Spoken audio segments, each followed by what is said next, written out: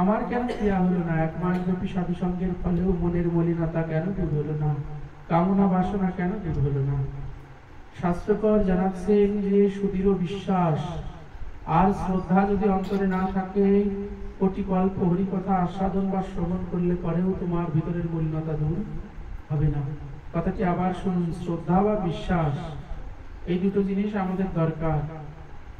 আজকে আমরা এই বিষয়েই আলোচনা করব, শ্রদ্ধা এবং বিশ্বাস। হরে কৃষ্ণ হরে শ্রী গুরুনাম বৈষ্ণবংশ শ্রী রূপং সাগরজাতং সহগণো রঘুনাথান্বিতং তং সজীবং সহাদ্বৈতং সাবধূতং হরিজন সহিতং কৃষ্ণ চৈতন্য দেবং শ্রী রাধা কৃষ্ণ পাদং সহগণো ললিতা শ্রী বিশাখান্বিতং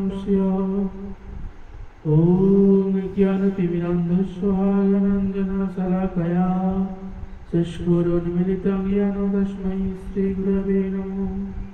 गुरुवे गौरचन्द्राय राधिकाय तदालये कृष्णाय कृष्णभक्ताय तद्भक्ताय नमो नमः।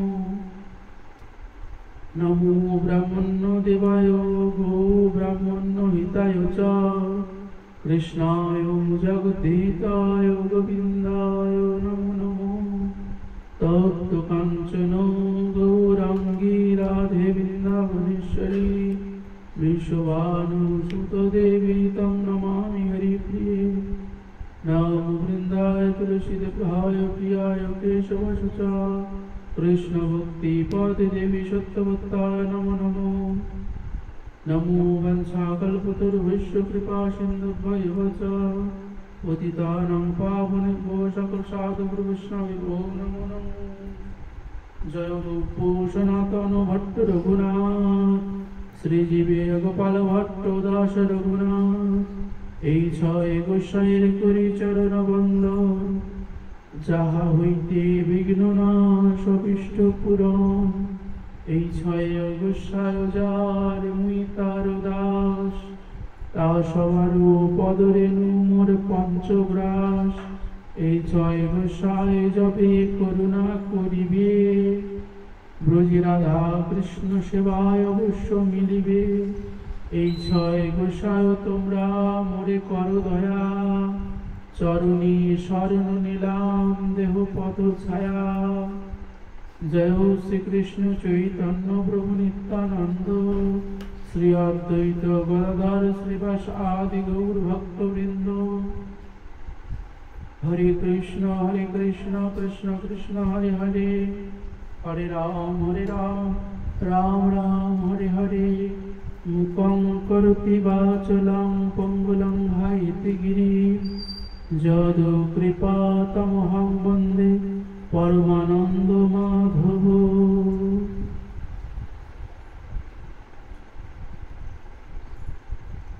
सर्वाग्नि श्री गुरुरात चरणी शत सहस्र कोटि दंडवत प्रणाम निवेदन। तत्संगी प्रातस्मरणीय वंदनीय श्रीपाद पद्मश्री चरण मदीय परमाराध्य परम गुरुदेव नित्यलीलाय प्रविष्ट श्री 108 प्रभुपादित्यानंद गोस्वामी श्रीपाद पद्मे शत सहस्र कोटि दंडवत प्रणाम निवेदन करी। तत्संगे नियम सेवा मास उपलक्षे आयोजित 1 मास व्यापी हरिकथाय আগত সকল সাধু গুরু বৈষ্ণব ও ভক্তিমতী মায়েদের শ্রীপাদ পদ্মে দাসের শত সহস্র কোটি দণ্ডবত প্রণাম।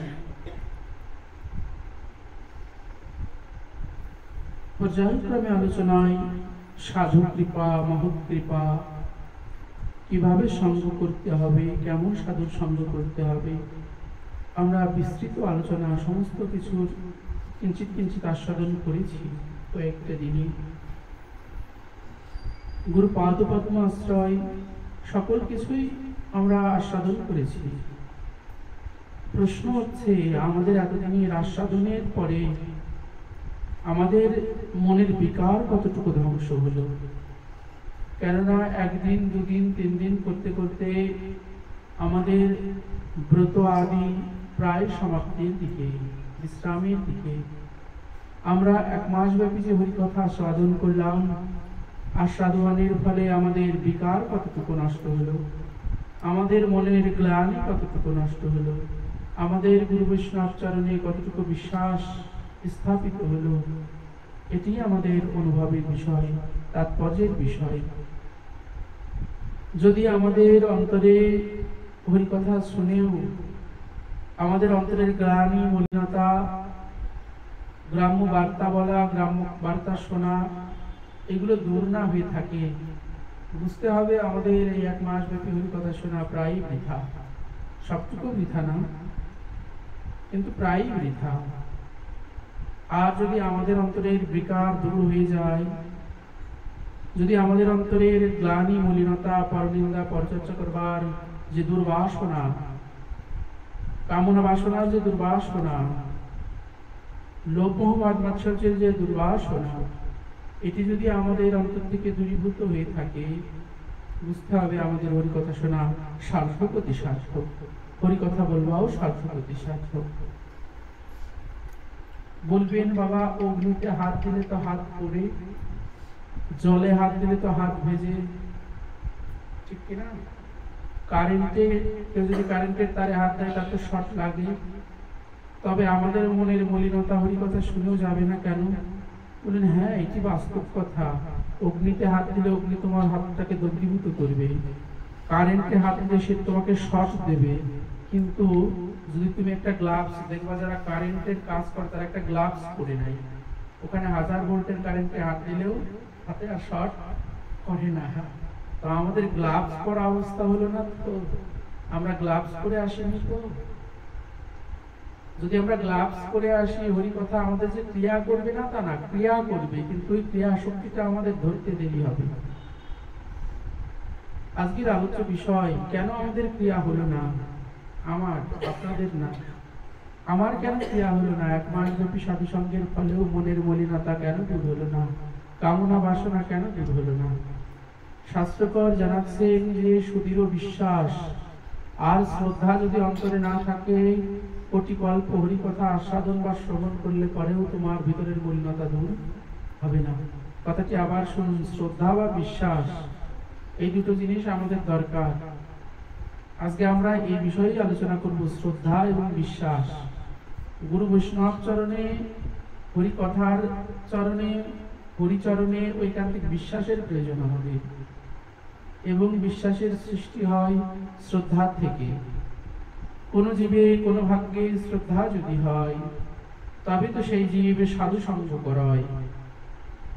এখানে সবাইকে শ্রদ্ধা নিয়ে আসে, বলেন শ্রদ্ধা, পূর্ণ শ্রদ্ধা না থাকলেও, কিঞ্চিত শ্রদ্ধা না থাকলে তো সাধু সঙ্গে কেউ যায় নাই।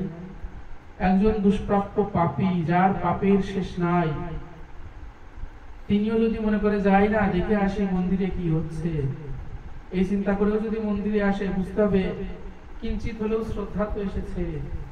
শাস্ত্রকর জানাচ্ছে এই শ্রদ্ধাটাও এক জন্মে হয় না, বহু বহু জন্মান্তরের পূর্ণ একসঙ্গে সংগঠিত হলে এই শ্রদ্ধাটা অন্তরে জাগ্রত হয়। এই জন্য বলছেন, কোন জীবে, কোন ভাগ্যে শ্রদ্ধা যদি হয়, তবেই তো সেই জীব সাধু সঙ্গ করায়। সাধু সঙ্গ হইতে হয় শ্রবণ কীর্তন, সাধন ভক্ত হয় সর্ব অনর্থ নিবর্তন। সাধু সঙ্গে এসে আপনি যে কথাটি শুনলেন, আজকের আলোচনা এই দুটো লাইনের উপরেই হবে। এই শ্লোকের বাকি শ্লোকের আলোচনা আগামীকালকে হবে। আজকের আলোচনা এখানেই যে সাধু সঙ্গ হইতে হয় শ্রবণ কীর্তন, সাধন ভক্ত হয় সর্ব অনর্থ নিবর্তন। আপনি সাধু সঙ্গে গেলেন, গেলে কি পাবেন? বলেন শ্রবণ এবং কীর্তন। কি শ্রবণ করবেন? বলেন হরি কথা শ্রবণ করতে হবে, আর কীর্তন যা শুনে আসলেন সেটা অন্তরে ধারণ করে প্রতিনিয়ত কীর্তন আদি করতে হবে। যে সৎ উপদেশগুলো আমরা শ্রবণ করলাম বাবা, এই সৎ উপদেশগুলো আমাদের হৃদয়ে, মনে, মণিকুঠায় ধারণ করে রাখতে হবে। দেখবেন আপনাকে কে কত বছর আগে গালি দিয়েছে সেটা মনে থাকবে, কিন্তু হরি কথা, ভালো কথা, সৎ উপদেশ এটা সহজে অন্তরে ধরবে না। ভাবতে পারেন আমাদের চিত্তটা কতটা অশুদ্ধ। আপনি কবে কবে কবে কোন দৃশ্য দেখেছেন সেটা আপনার চোখের সামনে ভেসে উঠবে। কবে পরনিন্দা শুনেছেন তার মধ্যে দেখলে সেই নিন্দার কথাটা ভেসে উঠবে। কিন্তু চিত্তটা এতটাই এতটাই এতটাই দুর্গন্ধযুক্ত হয়ে আছে, এতটাই অপবিত্র হয়ে আছে। আগামীকাল ভগবানের রূপটা কেমন দেখেছিলাম সেটা, কিছুক্ষণ আগে ভগবানের বিগ্রহটা কেমন দেখলাম সেটা চোখ বন্ধ করলে আর চিত্তে আসতে চায় না। আসবে কিভাবে বলেন? হরি কথাকে শ্রবণ করে সেটাকে কৃত্য না আদি করতে হবে, মনে মনে সেই কথাটাকে স্মরণ করতে হবে যে আমি আজকে এই কথাটি শুনে এসেছি, এই উপদেশটা শুনে এসেছি, এই উপদেশটা আমি মেনে চলব। তবেই আপনি সাধন ভক্ত হতে পারবেন। যদি আপনি সাধন ভক্ত হতে পারেন তবেই আপনার অনর্থ নিবৃত্তি হবে। এই অনর্থ কি জানেন? যা আপনাকে ভজন পথে বাধা দেবে। আপনি চাইছেন কম কথা বলতে, কিন্তু আপনার মুখে বেশি কথা বলাবে, এটা অনর্থ। আপনি চাইছেন কারো সঙ্গে ফাও কথা বলবেন না, কিন্তু কেমন ভাবে অনর্থগুলো বের করে দেবে। আপনি চাইছেন কর্ম করবেন না, কিন্তু আপনাকে দিয়ে করিয়ে দিচ্ছে। এই অনর্থ নিবৃত্তি হবে একমাত্র সাধনের দ্বারা। আমাদের সুকৃতিজাত অনর্থ আছে, দুষ্কৃতিজাত অনর্থ আছে। সুকৃতিজাত অনর্থ কি? হয়তো পূর্ব জন্মে অনেক দান ধ্যান করেছে, অনেক টাকা পয়সা হয়েছে, এই জন্মে গোবিন্দ ভজন করছে না। এটা সুকৃতিজাত অনর্থ। অর্থ আছে সুকৃতির জন্য, কিন্তু এই অর্থটাই অনর্থ হয়ে গেছে, গোবিন্দ ভজন করতে বাধা দিচ্ছে। আর দুষ্কৃতিজাত অনর্থ কি বলেন? অর্থ নাই, গোবিন্দ চরণে ভক্তিও নাই, আবার মদ খাচ্ছে, আবার কুসঙ্গ করছে, খারাপ সঙ্গে মিশছে। এটা দুষ্কৃতিজাত অনর্থ। সংক্ষিপ্ত ভাবে বললাম, একটি সুকৃতিজাত অনর্থ, একটি দুষ্কৃতিজাত অনর্থ। যে অনর্থ প্রতিনিয়ত সাধককে ভজন পথ থেকে ফিরিয়ে নিয়ে আসার চেষ্টা করে, ভজন পথে বাধা হয়ে দাঁড়িয়ে থাকে প্রত্যেকটি মানুষের জীবনে। আর এই অনর্থ নিবৃত্তি তখন হবে যখন আপনি ভগবানের শ্রীপাদ পদ্মে ঐকান্তিক শ্রদ্ধা ভক্তি নিবেদন করতে পারবেন। আপনারা বুঝতে পারছেন তো আমার কথা? অনর্থের নিবৃত্তি ততক্ষণ হবে না যতক্ষণ আমাদের ভিতরে পরনিন্দা, পরচর্চা, বিষয় বাসনা, ক্ষোভ, লোভ এবং দুষ্ভাবনা, বিষয়ী কথাবার্তা শুনতে ভালো লাগা, এইগুলো যতক্ষণ আছে ভাববেন আমাদের মধ্যে অনর্থ আছে। বুঝবেন কিভাবে আমার অনর্থ নাশ হলো? বুঝবেন কিভাবে আমার সাধন ভজনে? বুঝবেন কিভাবে যে আমার সাধন ভজনে আমি এগিয়ে যাচ্ছি? বললেন, যেদিন আপনার বিষয়ের কথা শুনতে ভালো লাগবে না, যেদিন আপনার সংসারের গল্প শুনতে ভালো লাগবে না, যেদিন মানুষের বাড়তি কথা শুনতে ভালো লাগবে না, সেদিন বুঝবেন আপনার চিত্তটা নির্মল হয়েছে। সেদিন বুঝবেন আপনার চিত্তটা নির্মল হয়েছে। কেননা এক বালতি দুধের মধ্যে এক কোঠা লেবুর রস ফেললে দুধটা কেটেই যায়। যেদিন বিষয়ের কথা শুনলে আপনার হৃদয়রূপ আসনটা কেঁপে উঠবে, সেদিন বুঝবেন যে হ্যাঁ, আজকে আমার সাধু সঙ্গ করা সার্থক, ভক্ত সঙ্গ করা সার্থক। এই সাধু সঙ্গে আসা একটি মাত্র কারণে, সেটি হচ্ছে অনর্থ নিবৃত্তি, ভিতরের বিষয় বাসনাকে দূরীভূত করা, মনকে একাগ্র করে গোবিন্দের চরণে নিবেদন করা। এই কারণেই আসা। বলবেন বাবা দৃষ্টান্ত, মহাজন দৃষ্টান্ত দিচ্ছেন। একজন মিষ্টি খায়, প্রচন্ড মিষ্টি খায়, কোনোভাবেই মিষ্টি খাওয়া কন্ট্রোল করতে পারছে না, হয়ে গেছে ডায়াবেটিস, তাও লুকিয়ে লুকিয়ে ফ্রিজের থেকে মিষ্টি খায়। আছে না এমন? তবুও লুকিয়ে লুকিয়ে ফ্রিজ থেকে মিষ্টি খায়, কিছুতেই মিষ্টি খাওয়া বন্ধ হচ্ছে না। কিন্তু যখনই ডাক্তারের কাছে গেছে, ডাক্তার বলছে আপনার কোলেস্টেরল, আপনার ডায়াবেটিস, যদি আপনি মিষ্টি খান বেশি দিন বাঁচতে পারবেন না। তার লোভটা কিন্তু কমেনি, লোভের জায়গায় আছে, কিন্তু বাড়িতে এসে ওই যে চিন্তা, ডাক্তার নিষেধ করেছে, রোগ আরো বাড়বে, এই চিন্তা করে তিনি কি করছেন? নিজেকে সংযত করছেন, না মিষ্টি খাওয়া চলবে না। যেমন আমরা নিজের চেষ্টায় কখনোই নিজের দুষ্কর্ম, কুকর্ম থেকে ফিরে আসতে পারি না, মন না চাইলেও কে যেন করিয়ে নাই, মিষ্টি খাওয়ার মতো লুকিয়ে লুকিয়েও কেমন যেন খেয়ে ফেলি। সাধু সঙ্গ হচ্ছে ডাক্তারখানা। এখানে আপনি আসবেন তো সাধু আপনাকে সংসারের স্বরূপ, পাপ কর্ম করলে কি স্বরূপ হতে পারে, কি যন্ত্রণা আসতে পারে, সেটি আপনাকে দেখিয়ে দেবেন। আর আমি রোগী হিসাবে আমার কর্তব্য কি? ভবরোগের রোগী হিসাবে আমার কর্তব্য সাধুর কথা শুনে এই সংসার রূপী যে কামনা বাসনা বিষয় প্রবৃত্তির ডায়াবেটিক্স রোগ আমার হয়েছে, মিষ্টি যেটাকে আমি মিষ্টি ভাবছি, যেটা খেলে আমার ভিতরে ক্ষণিকের সুখ ক্ষণিকের আনন্দ হচ্ছে জিহ্বার, এই বিষয় ভোগের এই কামনা বাসনা লালসার মিষ্টিকে পরিত্যাগ করা। যদি না করতে পারি, না করতে পারলে তো বিপদ। ডাক্তারের কথা না শুনলে কোলেস্টেরল বাড়বে, ডায়াবেটিস বাড়বে, মিষ্টি খেতে খেতেই তুমি মরে যাবে। জগৎ সংসারে সাধুর বাক্য, সাধু বৈষ্ণবের উপদেশ এবং সেটা শাস্ত্রযুক্ত উপদেশ হতে হবে। এই উপদেশ আবলি যদি আমরা না মেনে চলি, আমাদের অনর্থ, আমাদের কুপ্রবৃত্তি, আমাদের বেশি কথা বলার স্বভাব, আমাদের যে রুচিবোধ, নোংরা রুচিবোধ থেকে যদি আমরা নিজেকে না ফিরিয়ে আনতে পারি, বললেন এই ভোগ করতে করতে তুমি মারা যাবে। আর অন্তিমে ওই বিষয় ভোগের জন্য প্রাপ্ত হবে, কখনো কুকুর, কখনো বেড়াল, কখনো শিয়াল হয়ে জন্ম নিতে হবে। মানুষ আর হতে পারবো না, এই জন্য ফিরে চাও। বৈষ্ণব কবি বলছেন যে সাধুর বাক্য যতক্ষণ না কোনো ব্যক্তি মেনে চলবে ততক্ষণ তার সাধু সঙ্গ হবে না। আমাদের অনেকের ধারণা আমরা নাম জপতে গিয়ে হয়তো সাধুর পাত থেকে ধুলি মাথায় নিতে পারলেই আমি উদ্ধার হয়ে গেলাম। এত সহজ, এত সহজ। সাধুর চরণ ধুলি নিতে গেলেও অনেক শ্রদ্ধার ব্যাপার আছে। জানেন, সাধুর চরণ ধুলি আপনি মস্তকে নিলেন, এবার মস্তক থেকে যদি একটু ধুলি মাটিতে পড়ে, ওখানে যদি আপনার পা পড়ে, সেখানে অপরাধ হয়। সাধুর চরণ থেকে ধুলি নেওয়া লাগবে না। যদি অতই শ্রদ্ধা থাকে, যদি এতই চরণ ধুলি মাখবার ইচ্ছা হয়, আমি আমার কথা বলছি, যদি এতই চরণ ধুলি মাখবার ইচ্ছা হয়, সাধু যে পথে হেঁটে যায় সেই পথে গড়াগড়ি দাও না, তাই না? কেন মারামারি পারাপারি করে ধুলি নিতে হবে? যে পথে সাধু হেঁটে যায় সেই পথে একবার গড়াগড়ি দাও। গুরু বৈষ্ণব প্রসাদ পাচ্ছে, দেখুন এগুলো আমাদের অনর্থ। আমরা ভাবি এগুলো করলে হয়তো আমাদের অনেক কিছু হবে। সাধু সঙ্গের কথাই বলছি। সাধু সঙ্গ, সাধুর বিছানায় 50 বছর কেউ শুয়ে থাকলেও তার সাধু সঙ্গ হয় না। সাধুকে জড়াই ধরে হাওয়া করে কান্নাকাটি করলেও তার পূর্ণ সাধু সঙ্গ হয় না। সাধু সঙ্গ হয়, পূর্ণ সঙ্গ হয় না। পূর্ণ সঙ্গ তখন হবে যখন আপনি সাধুর উপদেশ মেনে চলবেন। সাধুর উপদেশ মেনে আপনার ভিতরের খুঁটিনাটিকে দূর করতে পারবেন, সেদিনই আপনার সাধু সঙ্গ হবে। প্রকৃত সাধু সঙ্গের ফলটাও সেদিনই আপনি পাবেন। গুরু বৈষ্ণব প্রসাদ পাশে আমরা গিয়ে হয়তো অনেক সময় হাত পেতে দিই, বাবা প্রসাদ, আপনি সেবায় বাদী হলেন না, আমি সেবায় বাদী হলাম না। গুরু বৈষ্ণবের কাছে কেন হাত পাততে হবে? বাবা প্রসাদ দেন, আমি তো আদেশ করেছি তাকে, বাবা প্রসাদ দেন। আমার কি আদৌ অধিকার আছে? এই অধিকারটা কি আদৌ আমার আছে? যদি প্রসাদে নিষ্ঠা হয়, তবে লক্ষ্য করে রাখো সাধুকে। সাধু প্রসাদ পাওয়ার পরে এই পাতাটা যেখানে ফেলা হবে, যদি তোমার এত নিষ্ঠা থাকে, এত ভক্তি থাকে, যাও না, যেখানে পাতা ফেলেছে সেই পাতাটা তুলে নিয়ে সেই প্রসাদটা পাও, কৃপা হয়ে যাবে।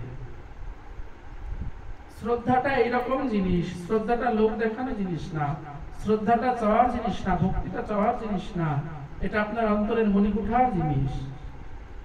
আপনার সম্পদ, আমি আপনার বাড়িতে গিয়ে যদি বলি আমাকে 10 লাখ টাকা দেন, দেবেন? দেবেন না। সাধু কেন তার চরণে হাত দিতে দেবে? কেননা সাধু তো জানে আমি হীন, আমি পাপী, আমার থেকে পাপী জগতে কেউ নাই। এই চিন্তা যার অন্তরে ঢোকে নাই, যার অন্তরে প্রবেশ করে নাই, তিনি সাধু হতে পারেন না। সাধু সবাইকে ভগবত স্বরূপ জ্ঞানে দেখেন, সবার মধ্যে প্রভু আছে এই জ্ঞানে সম্মান করেন। না বলি এগুলো। এই জন্য যদি আমাদের শ্রদ্ধাটাকে পাকাপোক্ত করতে হয় মা, যদি আমাদের বিশ্বাস ভক্তিটাকে দৃঢ় করতে হয়, তাহলে সাধুর কাছে গিয়ে কখনো প্রসাদ চাইবেন না, বাবা প্রসাদ দিন, চাইবেন যদি অধিকার থাকে চাইবেন, কিন্তু প্রসাদ পাওয়ার সময় না, প্রসাদ পেয়ে উঠে যাবার সময়। বাবা প্রসাদ পাচ্ছে পরে, প্রসাদ পাবো বাবা পাওয়ার পরে, গুরু বৈষ্ণব পাওয়ার পরে। আর যদি প্রসাদ না দেয়, শ্রদ্ধার সঙ্গে, বিশ্বাসের সঙ্গে, দৃঢ়তার সঙ্গে একটু লক্ষ্য করে রাখুন না, কোথায় পাতা ফেলে সেখানে গিয়ে পান প্রসাদ, দেখবো কেমন পারেন। নোংরার মধ্যে পাতা ফেলতে দেখি কেমন পারেন ওখান থেকে প্রসাদ পেতে। এ কথাগুলো আপনাদের বলছি না, কথাগুলো নিজে নিজেকে বলছি। এগুলো করে জানি না আমাদের কতটুকু লাভ হবে। হ্যাঁ, হয়তো চিত্ত শুদ্ধ হবে, মার্জিত হবে, কিন্তু ভজনে আমরা খুব বেশি দূর এগোতে পারবো না। ভজনে যদি এগোতে হয় তাহলে সাধুর বাক্যটাকেই মেনে চলতে হবে আমাদের, এবং সেখানে দরকার দৃঢ় বিশ্বাস। আপনারা আমার কথা বুঝতে পারছেন? কঠিন মনে হচ্ছে কথা? সেখানে দরকার দৃঢ় বিশ্বাস। আমি তো মুখস্থ করা কথার মতো বলে যাচ্ছি, সেখানে দরকার দৃঢ় বিশ্বাস। বৈষ্ণব কবিগণ ওই কথাই বলছেন যে গাও গাও কোনো শ্রী গৌরাঙ্গের গুণ সরল করিয়া মন।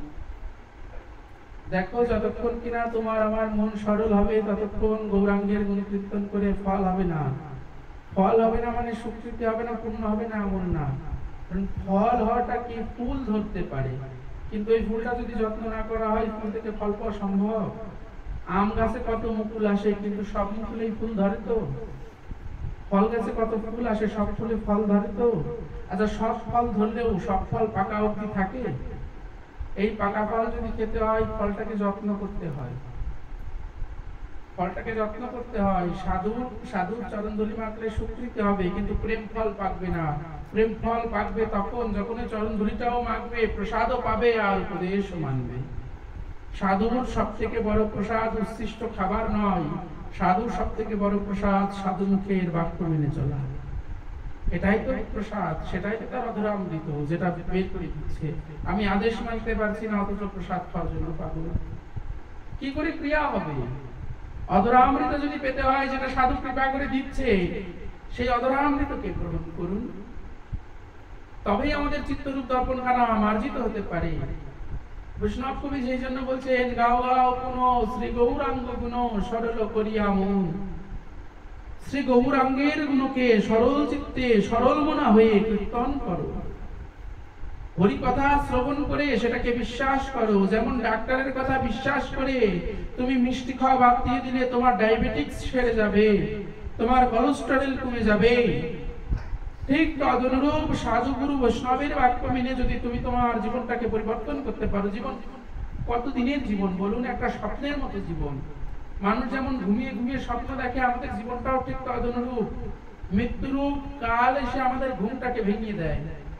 আমি স্বপ্নে যেমন দেখি আমি রাজা হয়েছি, আমি মন্ত্রী হয়েছি, আমি গাড়ি চালাচ্ছি, কোটি কোটি টাকার মালিক, কেউ দেখে সাপে কামড়াচ্ছে, জগৎটা ঠিক তদনুরূপ। এখানে আপনি স্বপ্ন দেখছেন, আদৌ আপনি বড় লোক না, আদৌ আপনি কারো ছেলে না, আদৌ আপনি কারো মা না, আদৌ আপনি কারো বাবা না, হতে পারেন না। এটা স্বপ্ন।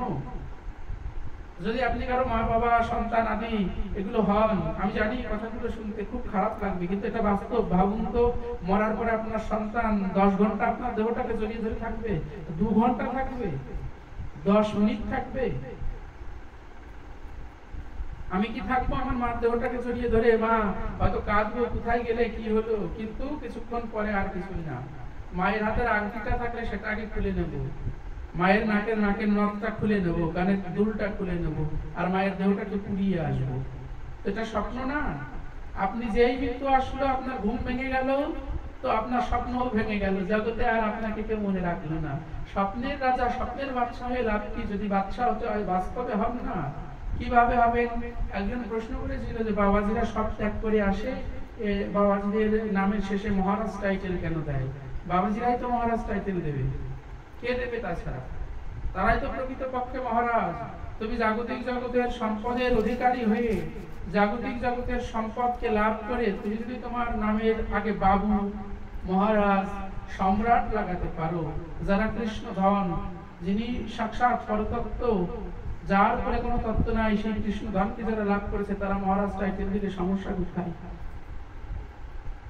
তো বললেন গাও গাও পুন শ্রী গৌরাঙ্গ গুণ সরল করিয়া মন। সরল চিত্তে হরিকথাকে বিশ্বাস করা শিখতে হবে। এক গ্রামে এক ভক্ত ছিল, 2 বোন তারা, নাম সরলা এবং চম্পা। তারা গেছে হরিকথা শুনতে। এইরকম হরিকথার আয়োজন হয়েছে, বাবাজি মহারাজ পাঠ করছেন বৃন্দাবন থেকে এসে। বাবাজি এই কথাতেই পাঠ করছেন গাও গাও পুন শ্রী গৌরাঙ্গ গুণ সরল করিয়া মন। পাটের একটা জায়গায় বাবাজি মহারাজ বলছেন যে কার্তিক মাসে দামোদর ব্রতকালীন চলার সময় কেউ যদি প্রভাতকালে শ্রী যমুনা তীরে কোনো বাবাজি মহারাজকে দেখে, ওই বাবাজি মহারাজকে কেউ যদি প্রণাম আদি করে ওই বাবাজি মহারাজের ঝোলা খোঁজে, ঝোলার মধ্যে গোবিন্দকে লাভ করতে পারে। কথাটির একটি বিশেষ তাৎপর্য আছে। তাৎপর্য কি? এটি বাবাজি বলতে চাচ্ছেন, কেউ যদি সাধু সেবা করে দামোদর মাসে সাধু সেবার ফল হচ্ছে সাধুর হৃদয় রূপী ঝোলাতে ভগবান থাকেন। আর ওই সাধুগুরু বৈষ্ণবের সেবার মাধ্যমে ওই হৃদয় ঝোলাতে থাকা ভগবানের কৃপা যে সেবা করেছে তার হয়ে যায়। কিন্তু সরলা চম্পা তারা মনে করলেন যে সাধু ঝোলার মধ্যে ভগবান থাকে, যে ভগবানের কথা আমরা এই 1 মাস ব্যাপী শুনছি, সেই ভগবানকে একটু দর্শন করব না, একটু লাভ করব না। সরলা চম্পা হরি কথা শুনে রাত্রে ঘরে গেছে। 7টা 7:30টার সময় ঘরে গিয়ে বিছানায় মাথা দিয়ে 2 বোনের 1 বোনও ঘুমাচ্ছেন। রাত একটু গভীর হলে সরলা চম্পাকে ডেকে বলছে, বোন, দিদি, বোন, পাঠক কি বলল শুনেছিস? হ্যাঁ দিদি, যমুনার তীরে প্রভাতকালে কেউ যদি সাধু দর্শন করে, ওই সাধু ঝোলার মধ্যে থেকে আমাদের প্রাণ গোবিন্দকে দেখা দর্শন করা সম্ভব, অসম্ভব। বৃন্দাবনের নিকটেই তাদের বাড়ি ছিল, খুব বেশি দূরে না। মধ্যরাতে 2 বোনের সঙ্গে যুক্তি করে বলছে, চল আজকে আমরা বৃন্দাবনে যাব, যমুনার তীরে যাব, সাধু দর্শন করব, ভগবত দর্শন করব। এই যে দৃঢ় বিশ্বাস, শ্রদ্ধা শব্দে বিশ্বাস করে সুদৃঢ় নিশ্চয়, কৃষ্ণ ভক্তি সম্পাদিলে সর্বকর্ম সম্পাদিত হয়। এই যে ঐকান্তিক শ্রদ্ধা, এই শ্রদ্ধা নিয়ে তারা 2 বোন চলে গেলেন শ্রী যমুনার তীরে। যমুনার তীরে মধ্যরাত্রে রাত 2টা 2:30 বাজে গিয়ে একটি গাছের আড়ালে দাঁড়িয়ে থাকলেন। চম্পা সরলাকে ডেকে বলছে, দিদি কই, কোন সাধুকে তো দেখছি না। আর 1 বোন ডেকে বলছে, শোন দিদি, শোন বোন, আমার মনে হয় কি সাধুরা তো গভীর রাত্রে ভজন আদি করেন, সাধন ভজন করেন, এখন হয়তো বের হয়নি, আমরা কিছু সময় অপেক্ষা করি। দেখতে দেখতে ব্রহ্ম মুহূর্ত আগত। ব্রহ্ম মুহূর্তে একজন সাধু রাস্তা দিয়ে হেঁটে যাচ্ছেন যমুনার পাশ দিয়ে। সাধুদের কর্তব্য তো ব্রহ্ম মুহূর্তে স্নান করা, প্রত্যেকদিন প্রাতঃ স্নান। সাধু মনে মনে ভাবছে, আমাকে তো এখন প্রাতঃ স্নান আদি করতে হবে, আর স্নান করার আগে বাহ্য ক্রিয়া করতে হবে, বাথরুমে যেতে হবে।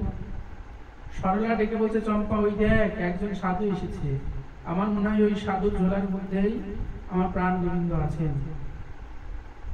কিন্তু কি করে সাধুর ঝোলাটা নেব? সাধু তো চাইলেই দেবে না ঝোলা, আমাদের চেনে না জানে না, কি করে ঝোলাটা দেবে? কি করা যায়? বললেন, যদি গোবিন্দের ইচ্ছা থাকে আমাদের দর্শন দেওয়ার, ঠিক আমরা দর্শন পাবো, কিছু সময় অপেক্ষা কর। 2 বোন গাছের আড়ালে দাঁড়িয়ে থাকলেন। সাধু বাহ্যক্রিয়া করবে বলে যমুনার তীরে ওই ঝোলাটাকে রাখলেন। রেখে তৎকালীন সময়ে তো গভীর অরণ্য বন, সেই বনের মধ্যে সাধু প্রবেশ করলেন। সাধু ওই বনের মধ্যে প্রবেশ করে যখন বাহ্যক্রিয়া করতে গেছেন, সরলা চম্পা 2 বোন বলছে, দিদি তাড়াতাড়ি চল, সাধু দেখ বাহ্যক্রিয়া করবার জন্য হয়তো বনের মধ্যে গেছে, এখনই সাধুর ঝোলাটা খুঁজে দেখতে হবে। এই যে সাধু বাক্যে বিশ্বাস, এই বিশ্বাস নিয়ে 2 বোন চলে আসলেন। এসে সাধুর ঝোলা খুঁজছে। 1 বোন বলছে, শোন, 2 জনই যদি সাধুর ঝোলা খুঁজতে থাকি, সাধু যদি চলে আসে তাহলে আর ঝোলা খোঁজা হবে না। সাধু তো ঝোলা খুঁজতে দেবে না, চোর বলে আমাদেরকে তাড়িয়ে দেবে। কি করলেন? সরলা বলছে, চম্পা তাহলে তুই পাহারা দে, আর আমি ঝোলাটা খুঁজি। ঝোলা খুঁজছে সরলা। একটা ঘিয়ের কৌটো, একটা তিলকের কৌটো, একটা চন্দনের কৌটো, 2 টুকরো কাপড়, কৌপিন আদি যা থাকে সাধুর ঝোলায় সব কিছুই পাচ্ছে। চম্পা ডেকে বলছে, দিদি কৃষ্ণকে কি পেলি? ঝোলার মধ্যে ভগবান থাকে, ভগবানকে পেলি? এখনো পাইনি, ভালো করে খুঁজে দেখ। যিনি পাঠ করেছেন পাঠক ঠাকুর কখনো মিথ্যা বলতে পারে না। এই যে দৃঢ় বিশ্বাস, সাধু কখনো মিথ্যা বলতে পারে না। খুঁজে দেখ, ঠিক পাবি।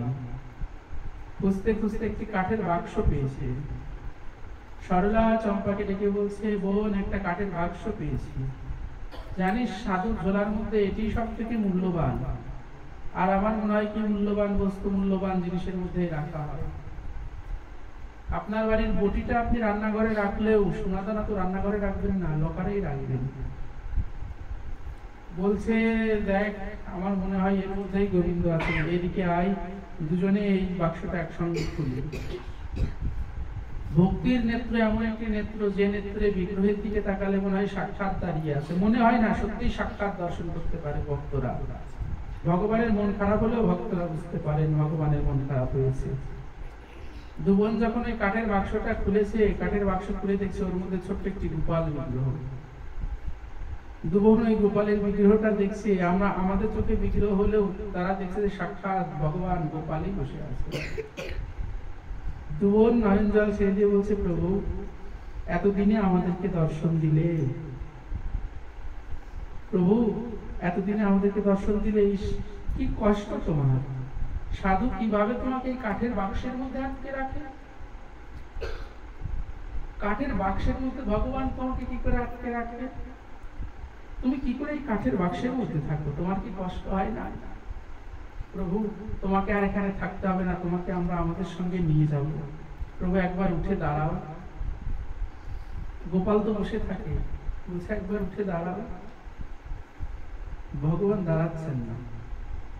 ভক্ত আকুল প্রাণে ডাকছে, প্রভু একবার উঠে দাঁড়াও। প্রভু তাও দাঁড়াচ্ছেন না। অন্তর্যামী ভগবান যেন জানতে চাইছেন, দেখি কিভাবে তোরা আমাকে দাঁড় করাস, ভক্তি কতটা প্রগাঢ়।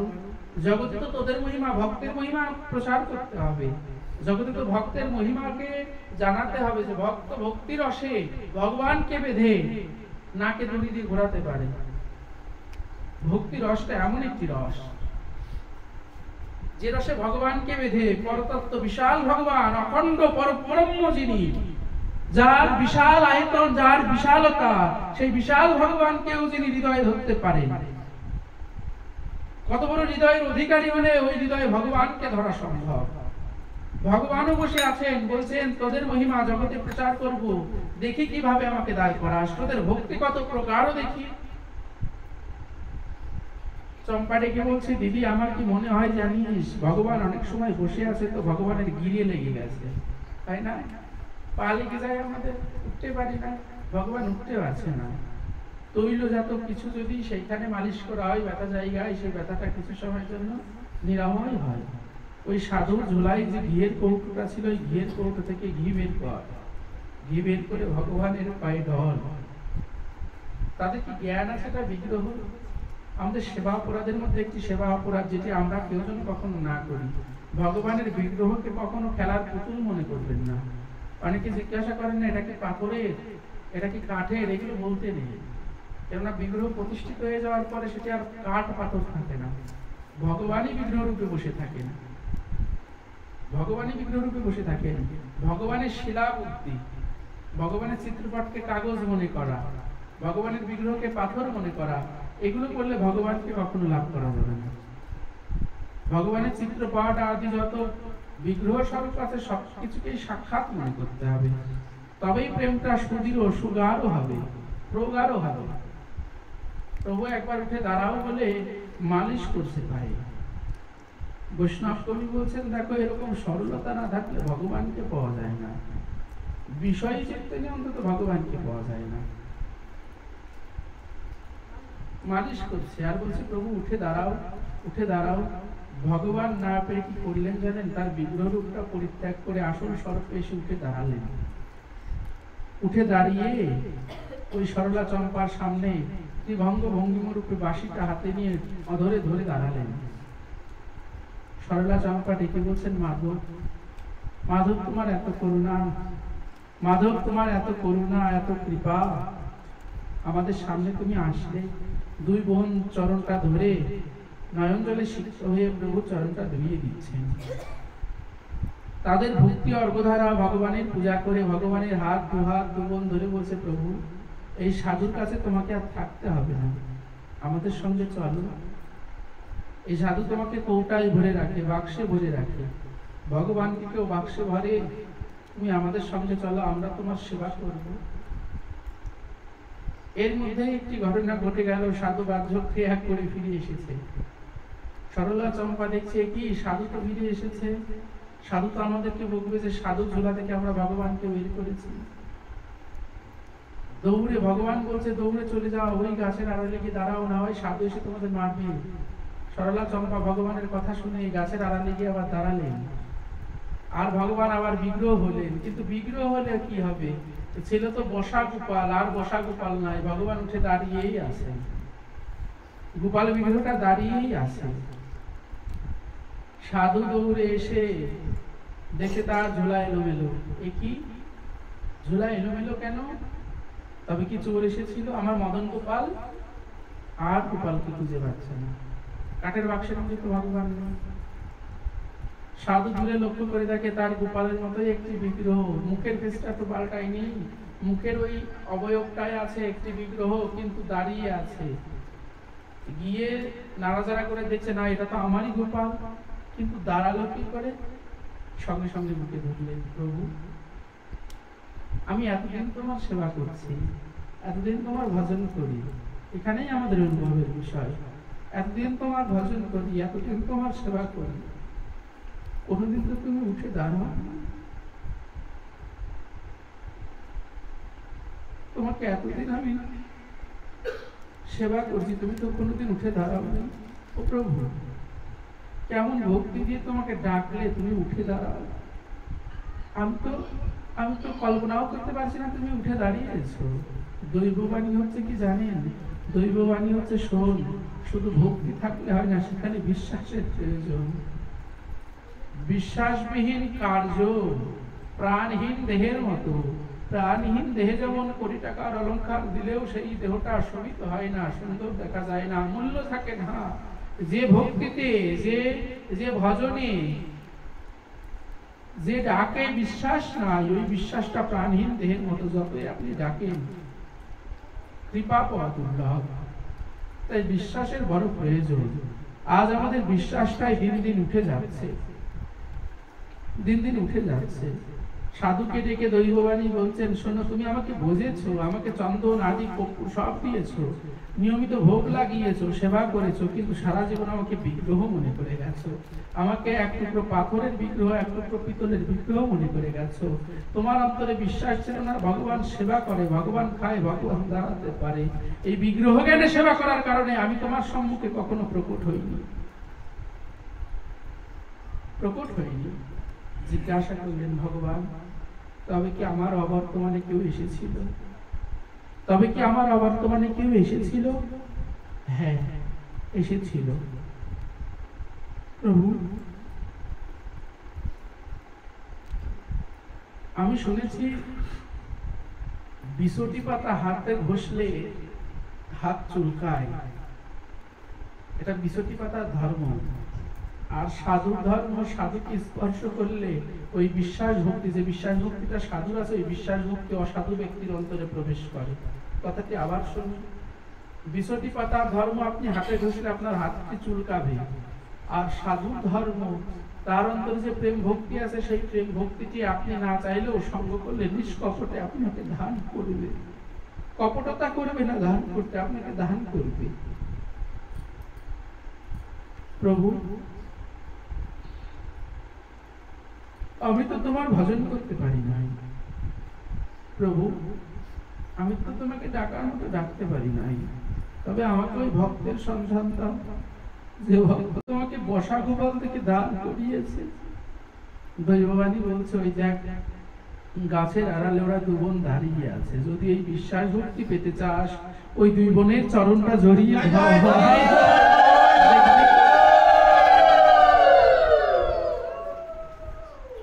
দেখবি বিশ্বাস ভক্তি তোর অন্তরেও প্রবেশ করবে।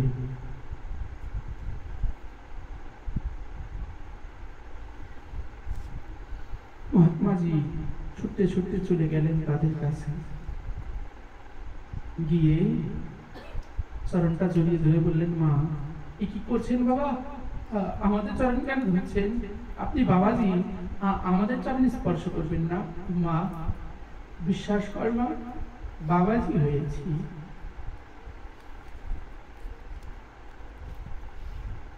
ভগবানকে ভোগ লাগিয়েছি, ভগবানের সেবা পরিচর্যাও করেছি, কিন্তু যে বিশ্বাসটা তোদের হৃদয়ে আছে, এই বিশ্বাসটা আমার নয়।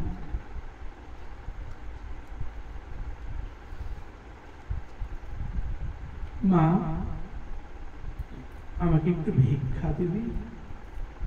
কি বলছেন বাবাজি, আমরাই তো কাঙাল, কি ভিক্ষা দেবো? না না, জাগতিক জগতের কিছু ভিক্ষা দেওয়া লাগবে না, তোদের কাছে থাকা কৃষ্ণ সম্পদ, এই বিশ্বাস ভক্তিতে আমাদেরকে একটু ভিক্ষা দিবি। চাইতে নেই সাধুদের কাছে জাগতিক জগতের কোনো জিনিস, চাইলে একটু ভক্তি, একটু প্রেম, এই প্রার্থনাটাই জানাতে হয়। কেননা কৃষ্ণ সে তোমারও, কৃষ্ণ দিতে পারো, তোমারও শক্তি আছে। চাইতে হয় একটু প্রেম ভক্তি চেয়ে নিন। রাতের পরে যেমন দিন আসে, জোয়ার পরে যেমন ভাটা আসে, অমাবস্যার পরে যেমন পূর্ণিমা আসে, জীবনে দুঃখ সুখ আসবেই, এটার নামই জীবন। রাতের পরে দিন আসলে যেমন কেউ প্রশ্ন করে না রাতের পরে কেন দিন আসছে, জোয়ার পরে ভাটা হলে যেমন কেউ জিজ্ঞাসা করে না জোয়ার পরে কেন ভাটা হচ্ছে, অমাবস্যার পরে পূর্ণিমা হলে যেমন কেউ জিজ্ঞাসা করে না কেন অমাবস্যার পরে পূর্ণিমা হচ্ছে, ঠিক তদনুরূপ দুঃখের পরে সুখ আর সুখের পরে দুঃখ আসলেও আমাদের কষ্ট পাওয়া উচিত না। কেননা এটা স্বাভাবিক, আপনার জীবনে না, প্রত্যেকটা জীবের জীবনেই এমন আসবে। সরলা চম্পা বলছেন, বাবা এমন ভাবে বলবেন না, আমরাই কাঙাল, আমরা না বলে আপনার গোপালকে দর্শন করেছি, স্পর্শ করেছি, দাঁড় করিয়েছি, আমাদের ক্ষমা করে দিন। ঠাকুরজির বিগ্রহটি নিয়ে এসে বললেন, মা এই সেবা আমার আর হবে না, আমি আর পারবো না এই সেবা করতে, এই সেবা ভাগ তোদের উপরে দিলাম। তোরা দুই বোন আজকে থেকে এই ঠাকুরের অধিপতি, তোরা দুই বোনই আজকে এই ঠাকুরের এই মদন গোপালের সেবা চালাস, এই মদন গোপালের চরণে তোরাই সেবা করিস। দু বোন সেবা করতে লাগলেন। আমার বলবার প্রয়াস বা বলবার যে ইচ্ছাটি ছিল, যে কথাটি ছিল, সেটি হচ্ছে অনর্থ নিবৃত্তি তখন আমাদের হবে যখন সাধুচরণে আমাদের বিশ্বাস আসবে। বিশ্বাসের সঙ্গে যখন আমরা সঙ্গ করবো, আসলে আমাদের বিশ্বাসটা বড় ঠুনকো, একটু বিপদ হলে ভগবানের উপর থেকে আমাদের বিশ্বাসটা অনেক সময় উঠে যায়। আমরা মনে করি ভগবান বলে আর কেউ নেই, কিন্তু এই চিন্তাটা করবেন না, ভরসা রাখুন, যার কেউ নাই তার তিনি আছে। পরীক্ষা তো আপনাকে করবেই, কত সময় আপনি ধৈর্য ধরতে পারেন, কিন্তু আপনাকে নিরাশ করবে না, কখনো নিরাশ করবে না। আত্মবিশ্বাস রাখুন, আমার তুমি আছো, আমাকে কষ্ট দিয়ে তুমি সুখী হলে সেই কষ্ট আমি শত জন্ম পেতে চাই, লক্ষ জন্ম পেতে চাই, যত জন্ম দাও তত জন্মই কষ্ট পেতে চাই, যদি আমাকে কষ্ট দিয়ে তুমি সুখী হও। এই প্রার্থনাটি জানাবেন, এই প্রার্থনাটি করবেন, ভগবান আপনার সঙ্গে সবসময় থাকবেন, আপনার গায়ে একটা ফুলের টোকাও করতে দেবেন না। প্রভু এই প্রতিশ্রুতি করছেন। আজকের কথা এখানেই বিশ্রাম। কালকে আমাদের আলোচনার বিষয়বস্তু হবে অনর্থ নিবৃত্তি হইলে ভক্তি নিষ্ঠা হয়। এইখান থেকে কালকে আমাদের আলোচনা হবে। শ্রী গুরু প্রেমানন্দে নিতাই গৌর।